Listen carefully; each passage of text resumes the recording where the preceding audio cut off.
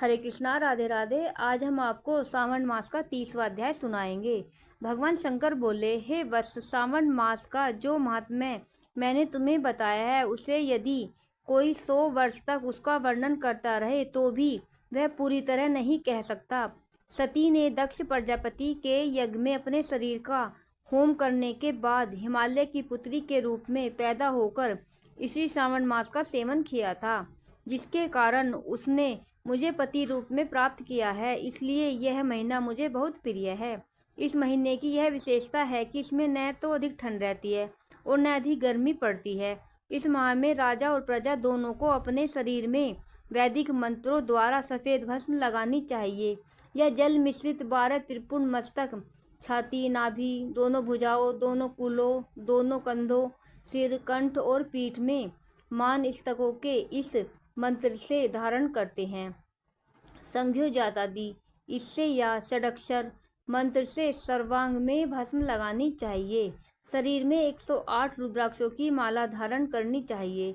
32 रुद्राक्ष गले में, 22 मस्तक में, 12 दोनों कानों में, 24 दोनों हाथों में, 8 दोनों भुजाओं में, 1 भाल में और 1 शिखाग्र भाग में धारण करना चाहिए। पंचाक्षरी मंत्र ओम नमः शिवाय का जाप करना चाहिए।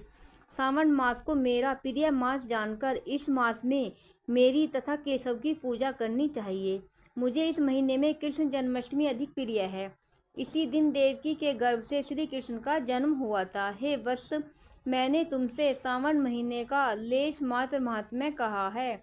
अब तुम क्या सुनना चाहते हो? सनत कुमार बोले, हे भगवान, सावन महीने के जिन कर्मों को आपने बताया है उन्हें सुनने के समय आनंद रूपी सागर में मग्न हो जाने से तथा अधिक हो जाने के कारण सब बातें स्मरण नहीं रही। हे नाथ, तथ्य रूप से आप सुनाए, जिससे कर्म से पता चले तथा मैं भक्तिपूर्वक ग्रहण कर सकूं। भगवान सदाशिव बोले, समाहित हो, शुभ अनुकर्मणि का सुनो। शौनक ऋषि का पूर्व प्रश्न है, अनंतर सूत जी का उत्तर है। सुनने वालों के गुणों की कथा, तुम्हारे प्रश्न और सावन मास की कथा सावन की स्तुति है। हे मुनि श्रेष्ठ, फिर सविस्तार तुम्हारा प्रश्न हुआ। तुम्हारे द्वारा मेरी स्तुति नाम निवर्चन आदि सहित हुई है। फिर उत्तर कर्म में, जिसमें सब उद्देश्य हैं। विशिष्ट तरह से तुम्हारा प्रश्न नक्त व्रत, रुद्राभिषेक तथा लक्ष्य पूजन विधान, दीपदान महात्म्य, किसी प्रिय चीज का त्यागना, रुद्राभिषेक का फल, रुद्राभिषेक का पंचामृत से फल, भूमि शयन तथा मौन व्रत फल, धारण पारण विधि, मासोपवास कथन, सोमखान में लक्ष्यवर्ती विधि कथन, कोटिलिंग विधान, अन्नोदन व्रत कथन, हविष्यान भोजन, पत्तल पर भोजन, शाक त्याग, भूशयन, प्रातःकाल स्नान, 10 शम कथन, स्टफिक आदि के लिंगों की अर्चना, जप पूजन फल, प्रदक्षिणा नमस्कार, वेद पारायण, पुरुष सूक्त विधि, ग्रह यज्ञ विधि, कर्म से रवि, चंद्र तथा भूम का व्रत कथन, बुध और गुरु व्रत, शुक्र के दिन जीवंतिका व्रत,